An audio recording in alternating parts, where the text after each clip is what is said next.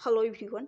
आज की इस क्लास में मैं आप सभी को एसएससी जीडी के लिए मैथ का एक्सपेक्टेड पेपर कराने वाली हूँ। आज है एक्सपेक्टेड पेपर नंबर 26 से स्टार्ट करती हूँ इस क्लास को। पहला क्वेश्चन है, दी गई संख्याओं के सेट की माध्यिका निकालनी है। तो सबसे पहले इन संख्याओं को गिनेंगे कि कितनी संख्याएँ हैं। तो यहाँ पर n बराबर कितना है, n बराबर है 11। 11 एक आप सभी को पता होगा ऑड नंबर है, विषम संख्या है। तो जब भी माध्यिका का क्वेश्चन सॉल्व कर रहे होते हैं तो ये ख्याल रखना होता है, जब भी विषम संख्या आ जाए उसके लिए n + 1/2 किया जाता है। तो 11 + 1/2 यदि कर रही हूँ तो 12/2 यानी छठा स्थान।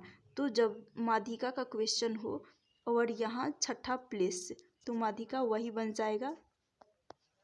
अब इसको छठा स्थान पर जो आएगा, जो संख्या, वही माध्यिका बनेगा असेंडिंग ऑर्डर में सजाने के बाद आरोही क्रम में। तो जो सबसे छोटा होगा उसको सबसे पहले ले लेंगे। तो यहाँ पर सबसे छोटा 10 है, 10 को ले लेती हूँ।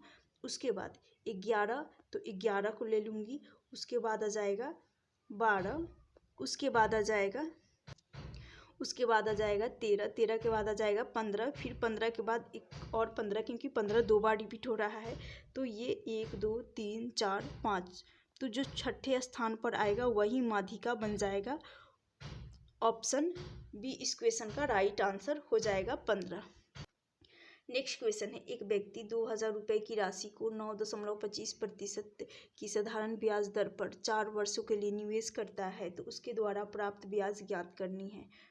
सिंपल इंटरेस्ट का क्वेश्चन है। तो सिंपल इंटरेस्ट बराबर होता है प्रिंसिपल इंटू रेट यानी दर इंटू टाइम, और बटा में होता है 100। सबसे पहले यहाँ पर परसेंट रेट दे रखा है, रेट यानी दर दे रखा है 9.25। तो आप सभी को पता होगा ये 0.25 का मतलब होता है 1/4, 1/4, और यहाँ 9 है तो 9 सही 1/4 कर रही हूँ। तो 9 चौका 36, 36 प्लस 1 ऐड करूँगी तो ये हो जाएगा 37, 37/4। इसका आ जाएगा 9.25 का फ्रैक्शन 37/4%।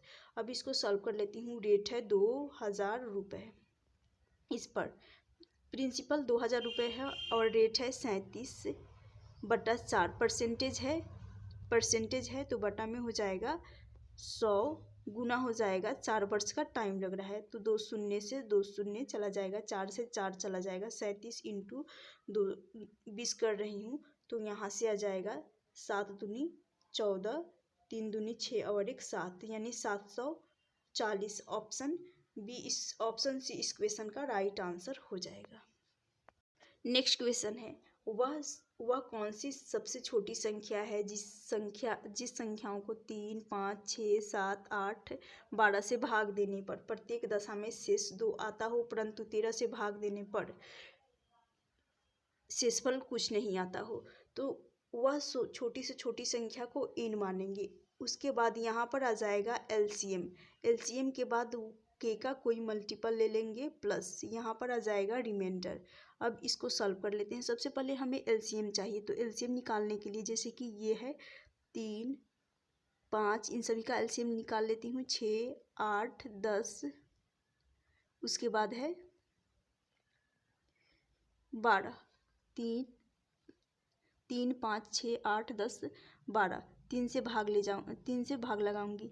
3 एकम 3, 5 नहीं जाएगा, 3 दूनी 6, 8 नहीं जाएगा, 10 नहीं जाएगा, फिर 4 दूनी 4 तिया 12, 4 से चला जाएगा, फिर 2 से ले जाऊंगी, 1 5 नहीं जाएगा, फिर यहाँ पर 2 एकम 2, 4 दूनी 8, 5 दूनी 10,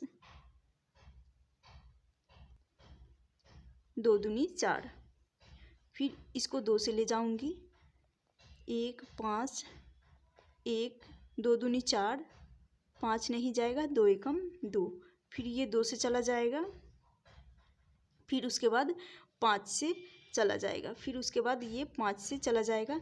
अब जैसे कि इनको मल्टीप्लाई कर रही हूँ। 3 दूनी 6, 6 दूनी 12, 12 दूनी 24, 24 इंटू 5 करूँगी तो यहाँ से आ जाएगा 120। 120 जो कि LCM आ जाएगा। 120 LCM इनका निकल कर आ जाएगा। यहाँ पर 120 रख रही हूँ। 120 रखने पर अब के का कौन सा मल्टीपल रखें और प्लस रिमाइंडर 2, रिमाइंडर रहेगा 2।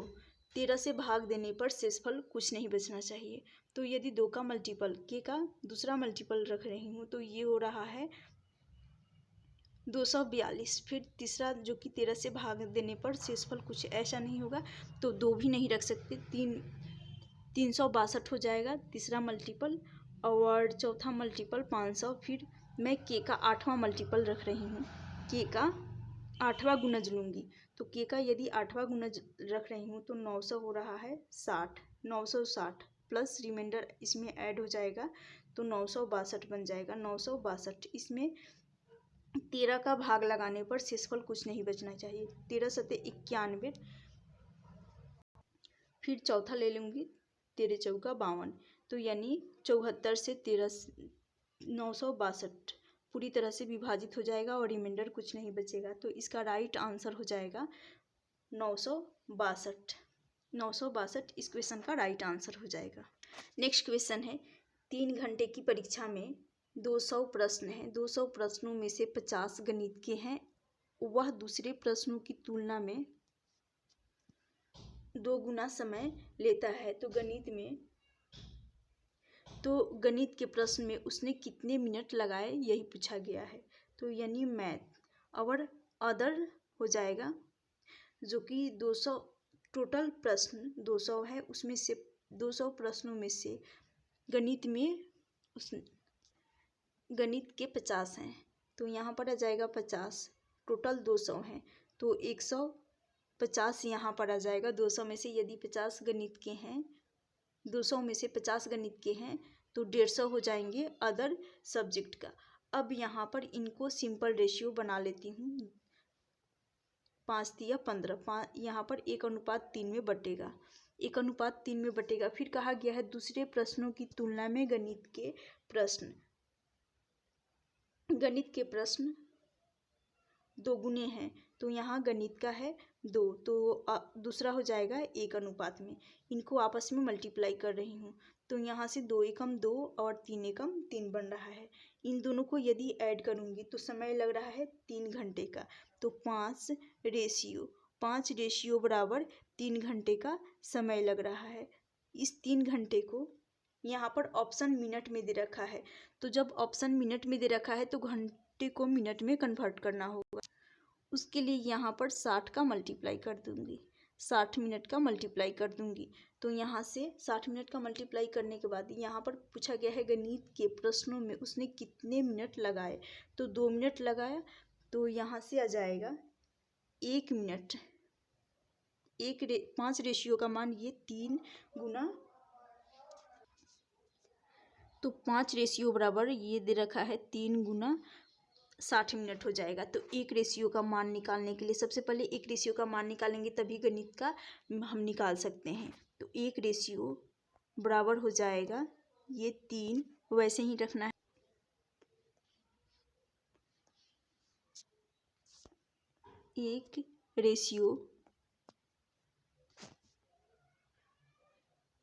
1 रेशियो बराबर हो जाएगा 3 गुना 60 और बटा हो जाएगा 5, बटा में 5 आ जाएगा। अब इसको काट लेती हूँ 5 से, तो 12 पंचे 60, 5 इंटू 3 कर लूँगी, 3 इंटू 12 कर लूँगी, 36 आ जाएगा। तो 1 रेशियो का मान आ गया क्या, 36। जब 1 रेशियो का मान 36 आ गया है तो गणित का 2 रेशियो है, यहाँ पर 2 का मल्टीप्लाई कर लूँगी और इधर भी 2 का क्योंकि 2 का ही हमें निकालना है। तो यहाँ से आ जाएगा 2 मिनट में उसने 72, 2 रेशियो बराबर आ जाएगा 72 मिनट इसका समय लग जाएगा। ऑप्शन ए इस क्वेश्चन का राइट आंसर हो जाएगा। उम्मीद करती हूँ क्वेश्चन समझ में आ गया होगा। चलती हूँ नेक्स्ट क्वेश्चन की तरफ। नेक्स्ट क्वेश्चन है पाइप ए एवं बी जब एक साथ काम करते हैं, कहा गया है पाइप ए एवं बी जब एक साथ काम करते हैं तो एक खाली टैंक को 24 घंटे में भर सकते हैं। यदि 8 घंटे साथ कार्य करने के बाद बी को बंद कर दिया जाता है लेकिन ए खुला रहता है तो इस टैंक को भरने में कुल 28 घंटे का समय लगता है। ए अकेले इस टैंक को कितने दिन में भर लेगा? तो जैसे कि टाइम लग रहा है 24 घंटे का, तो 24 घंटे में ए प्लस बी दोनों मिलकर भर रहे हैं। 24 घंटे में ए प्लस बी मिलकर भर रहे हैं। यदि 8 घंटे साथ में कार्य करते हैं तो यहाँ पर 8 घंटे ए प्लस बी ने साथ में कार्य किया। उसके बाद फिर कहा गया है लेकिन ए खुला रहा। इस टैंक को भरने में टोटल 28 घंटे का समय लग रहा है। अब यहाँ पर ए अकेले करेगा और टोटल टाइम 28 घंटे का, तो 8 घंटा बी के साथ किया ए ने और अकेले 20 घंटे अब कर लेगा ए टोटल, क्योंकि टोटल टाइम 28 है। 8 घंटे ए और बी दोनों मिलकर किया तो अकेले ए ने 20 घंटे कार्य किया। उसके बाद यहाँ पर 24 है, यहाँ पर 8 है, तो 24 में से 8 को माइनस कर लेंगे। यहाँ से आ जाएगा 16 ए प्लस बी बराबर हो जाएगा यहाँ पर 20 ए। अब इसको काट लेती हूँ, ये चला जाएगा 4 पच्चे 20, 4 से 5 बार में और 4 चौका 16, यहाँ है 16, ध्यान रखिएगा। यहाँ क्या है 16 है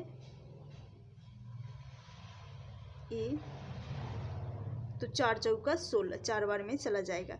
4 इंटू ए, तो यहाँ से आ जाएगा 4 ए प्लस 4 इंटू बी, तो यहाँ से 4 बी आ जाएगा बराबर यहाँ से 5 ए रहेगा।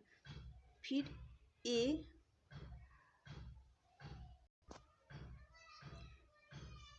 यहाँ पर आ जाएगा 4 बी बराबर हो जाएगा, इस 5 में से 4 को माइनस कर लेंगे तो यहाँ आ जाएगा सिर्फ ए, घट जाएगा, सिर्फ ए आएगा। अब यहाँ कर रही हूँ ए अपॉन बी का रेशियो हो जाएगा, ए का 4 रेशियो तो बी का हो जाएगा 1 रेशियो। टोटल वर्क निकालना है तो टोटल कैपेसिटी निकालनी है, माफ़ करिएगा, टोटल कैपेसिटी। तो टोटल कैपेसिटी मतलब निकालने के लिए, टोटल क्षमता निकालने के लिए, जैसे कि यहाँ इस इक्वेशन में रख दूँगी तो ये है 24, ए का है 4 रेशियो 4 आ जाएगा प्लस बी का है 1 रेशियो, तो 24 इनके बीच मल्टीप्लाई होगा क्योंकि मल्टीप्लिकेशन में है। तो यहाँ से आ रहा है 4 प्लस 1 5, 24 इंटू 5 करूँगी तो ये टोटल आ जाएगा कैपेसिटी, टोटल क्षमता 120, 24 बच्चे 120 आ जाएगा। फिर कहा गया है ए अकेले टैंक को कितने समय में भरेगा, और ए की क्षमता है 4, और टोटल क्षमता 120 है, तो 4 की इफिशियंसी से ए अकेले भर लेगा 30 घंटे में। ऑप्शन डी इस क्वेश्चन का राइट आंसर हो जाएगा। उम्मीद करती हूँ क्वेश्चन समझ में आ गया होगा। नेक्स्ट क्वेश्चन है, बहुभुज के सभी आंतरिक कोणों का योग 1260 है, तो बहुभुज की भुजाओं की संख्या निकालनी है। तो जब आंतरिक कोण है, आंतरिक कोण बराबर होता है, आंतरिक कोणों का योग बराबर होता है 2n-4, 2n-4 ये 90 डिग्री होता है, 2n-4 इंटू 90 डिग्री होता है, और इनका योग दे रखा है 1260 डिग्री, तो 2n-4 इंटू 90 डिग्री, इसको 1260 डिग्री के बराबर कर लेंगे। 9 से शून्य चला जाएगा, 9 से काटूंगी 9 एकम 9, उसके बाद ये चला जाएगा 9 चौका 36, 14 बार में चला जाएगा, तो 2n-4 बराबर आ जाएगा 14, तो 2n बराबर माइनस का 4 इधर जाएगा तो 18 हो जाएगा, 14 के साथ ऐड हो जाएगा, n बराबर आ जाएगा 9, 2 से काटेंगे तो n बराबर 9 आ जाएगा। ऑप्शन बी इस क्वेश्चन का राइट आंसर हो जाएगा, भुजाओं की संख्या जो कि 9 निकल कर आ जाए। नेक्स्ट क्वेश्चन है, दो बर्तनों में पेट्रोल और केरोसिन का मिश्रण है। पेट्रोल का है 4 अनुपात और केरोसिन का है 3 अनुपात। ये पहले बर्तन में है। फिर दूसरे में है पेट्रोल का 3 और केरोसिन का 5 के अनुपात में। दोनों बर्तनों में से किस अनुपात में दोनों बर्तनों की मात्रा को मिलाकर उन्हें मिश्रित किया जाए कि नए मिश्रण में पेट्रोल और केरोसिन की मात्रा सामान्य हो जाए। सामान्य यानी 1 अनुपात बराबर हो जाए। तो जैसे कि पेट्रोल, ये हो गया पहला बर्तन में पेट्रोल और केरोसिन का है 4:3। फिर दूसरे बर्तन में है पेट्रोल का है 3 और केरोसिन का है 5 अनुपात। तो 3 अनुपात यहाँ पर 5 कर लेंगे। फिर उसके बाद ये कहा गया है किस अनुपात में मिलाया जाए कि ये 1:1 बन जाए। 1:1 बन जाए। तो सबसे पहले इन दोनों रेशियो का सम कर लेंगे। योग करेंगे तो यहाँ से 7 आ रहा है, फिर यहाँ से आ रहा है 8 और यहाँ से आ रहा है 2। तो ये जो 7, 8, 2 इन तीनों का एलसीएम ले लेंगे, यानी कोई ऐसा नंबर जो कि तीनों संख्याओं से यानी 7 से भी कट जाए। कोई ऐसा टोटल मानेंगे जो कि 7 से, 8 से और 2 तीनों से कट जाए। तो 56 ले रही हूँ मैं, 56 ले रही हूँ। अब इस 56 में 7 का यदि भाग लगा रही हूँ तो 8 बार में जाएगा। 8 इंटू में पेट्रोल में एलिगेशन, अब इस क्वेश्चन को एलिगेशन के माध्यम से करूँगी। तो पेट्रोल में लगा रही हूँ, तो चलिए यहाँ पर देखिएगा, पेट्रोल में लगा रही हूँ तो 7 8 56, 8 इंटू 4 करूँगी, यहाँ से आ जाएगा 32। फिर इस 8 का भाग लगाऊंगी 56 में, 7 बार में जाएगा। 7 इंटू 3 करूँगी, यहाँ से आ जाएगा 21। फिर इसमें लगा रही हूँ तो ये आ जाएगा, यहाँ से 28 आ जाएगा। 28 दूनी के 56, 28 आ जाएगा। 32 माइनस यदि 28 करूँगी तो यहाँ से आ जाएगा 4 और 21 और 28 इन दोनों का डिफरेंस 7 आ रहा है। तो 7:4। इस क्वेश्चन का राइट आंसर ऑप्शन डी हो जाएगा। उम्मीद करती हूँ क्वेश्चन समझ में आ गया होगा। यहाँ पर सामान्य करना है, यानी 1:1 में करना था, बराबर करना था। नेक्स्ट क्वेश्चन है, 1/2 है, 3/4, 5/6 और 7/8, 9/10 का महत्तम समवर्तक निकालना है। तो आप सभी को पता होगा, जब भी क्वेश्चन एलसीएम हो या एचसीएफ, जब भी फ्रैक्शन में भिन्न में दे रखा होता है या तो इसको किया जाता है एलसीएम निकालना। एलसीएम बराबर होता है एलसीएम अपॉन एचसीएफ, यानी न्यूमरेटर अंश में एलसीएम लेना होता है यदि एलसीएम निकालना होता है तो, और हर में एचसीएफ निकालना होता है। लेकिन इस क्वेश्चन में एचसीएफ कहा गया है, तो भिन्न का क्वेश्चन हो और उसका भिन्न में क्वेश्चन दे रखा हो तो एचसीएफ निकालना होता है। तो न्यूमरेटर अंश में एचसीएफ और हर में एलसीएम निकालना होता है। और ये क्वेश्चन एचसीएफ का है। तो जैसे कि 1/2 है, 3/4 है, 5/6 है, 7/8 है, 9/10 है, 9/10 है। ये एचसीएफ का क्वेश्चन है। तो एचसीएफ न्यूमरेटर अंश का एचसीएफ निकालना होता है, यानी 1, 3, 5, 7, 9 इन तीनों में कॉमन जो होगा वही एचसीएफ हो जाएगा। यानी तो इसका एचसीएफ 1 आ सकता है, 1 ही आएगा। इसका एचसीएफ 1 आएगा क्योंकि 3, 5, 7, 9 इनका एचसीएफ 1 आएगा। और डिनोमिनेटर इसका एलसीएम लेना होता है हर का, तो हर का एलसीएम यहाँ पर बटा में 10 रहेगा। एलसीएम 120 आ जाएगा। न्यूमरेटर अंश का एचसीएफ और डिनोमिनेटर हर का एलसीएम लेना होता है 1/120। ऑप्शन सी इस क्वेश्चन का राइट आंसर होगा। नेक्स्ट क्वेश्चन है, क्वेश्चन दे रखा है, दो कार क्रमशः ए और बी की ओर स्थान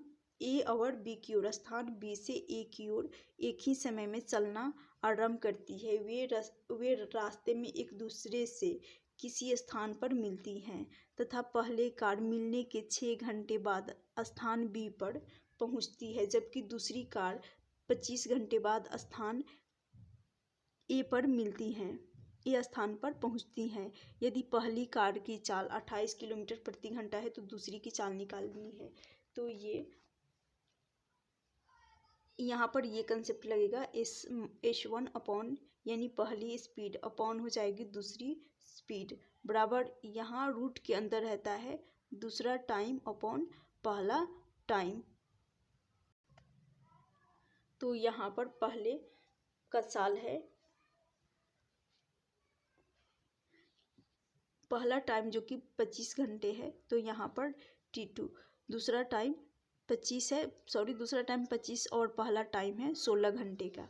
और टाइम चाल दे रखा है पहले का है 48, तो यहाँ पर 48 बटा हो जाएगा दूसरा स्पीड हमें नहीं पता है, दूसरा चाल नहीं पता है। और जब ये रूट के अंदर है, ध्यान रखिएगा रूट के अंदर है, रूट से बाहर आएगा तो 5 हो जाएगा, क्योंकि 5 का स्क्वायर 25 होता है, 4 का स्क्वायर 16 होता है, तो 5/4 आ जाएगा। अब इसको दूसरा स्पीड निकालनी है, तो यहाँ से 60 किलोमीटर प्रति घंटा इसका राइट आंसर हो जाएगा ऑप्शन सी। नेक्स्ट क्वेश्चन है 20 किलोमीटर प्रति घंटा की गति से चलने वाला ए 10 मिनट देरी से अपने कॉलेज पहुंचता है और फिर अगली बार वह अपनी गति 5 किलोमीटर प्रति घंटा बढ़ा देता है, लेकिन पाता है कि फिर भी वे कॉलेज 4 मिनट देरी से पहुंचता है। तो उसके कॉलेज से उसके घर की दूरी ज्ञात करनी है, यानी डिस्टेंस निकालनी है। तो डिस्टेंस बराबर हो जाएगा दोनों के चालों का गुणनफल। तो पहला चाल है जो कि 20 किलोमीटर की चाल से जा रहा है और दूसरा चाल है 20 किलोमीटर प्रति घंटा की चाल से 10 मिनट देरी से पहुंच रहा है जा रहा है। तो लेकिन दूसरी बार देरी से पहुंचने की वजह से वह अपनी चाल 5 किलोमीटर प्रति घंटा बढ़ा रहा है, तो यानी 20 से वो 5 बढ़ा दिया तो 25 हो जाएगा। तो बटा में न्यूमरेटर अंश में लिया जाता है चालों का गुणनफल और हर में आता है चालों का अंतर। तो 25 - 20 कर लेंगे, आ जाएगा यहाँ पर 5 और यहाँ पर आता है चालों का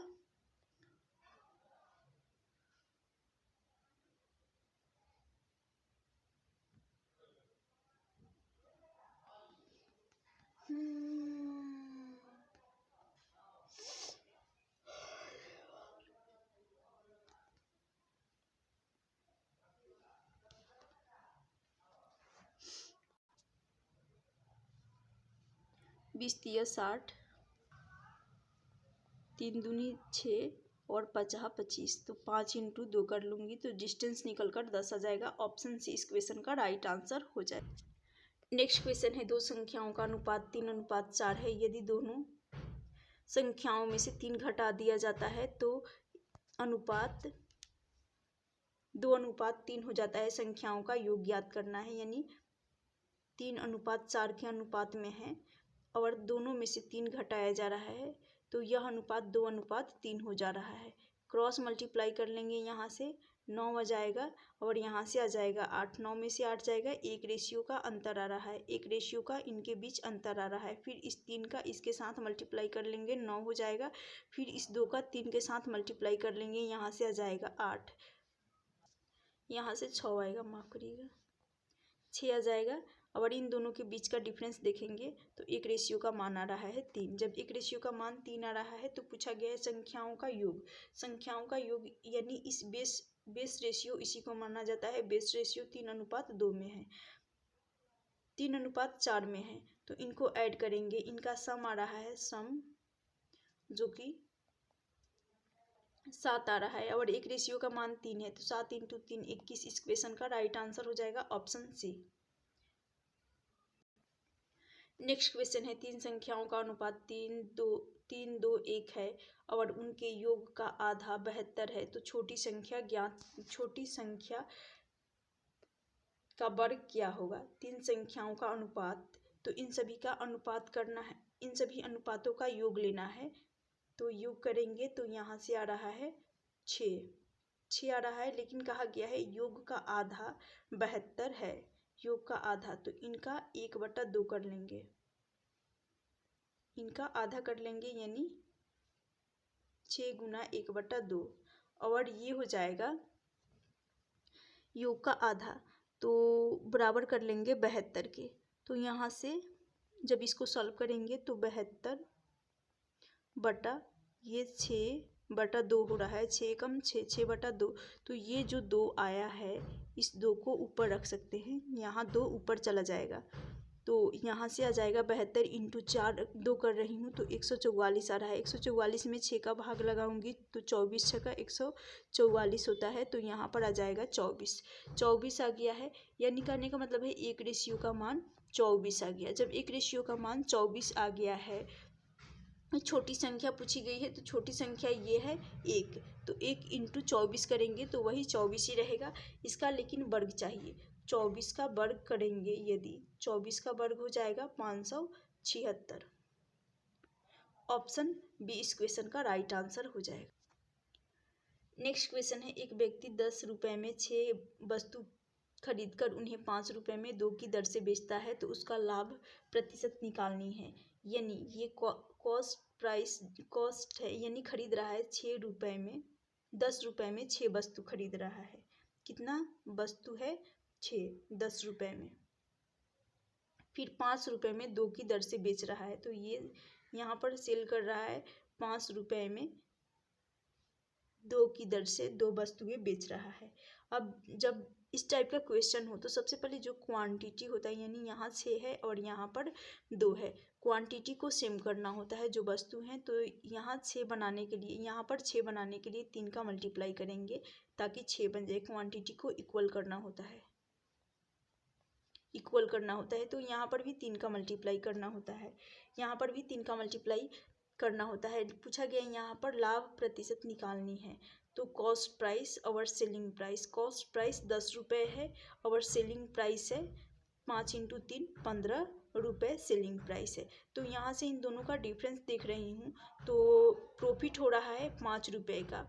5 रुपये का प्रॉफिट, परसेंटेज प्रॉफिट हमेशा परसेंटेज प्रॉफिट बराबर होता है प्रॉफिट अपॉन होता है कॉस्ट प्राइस गुना होता है 100 का।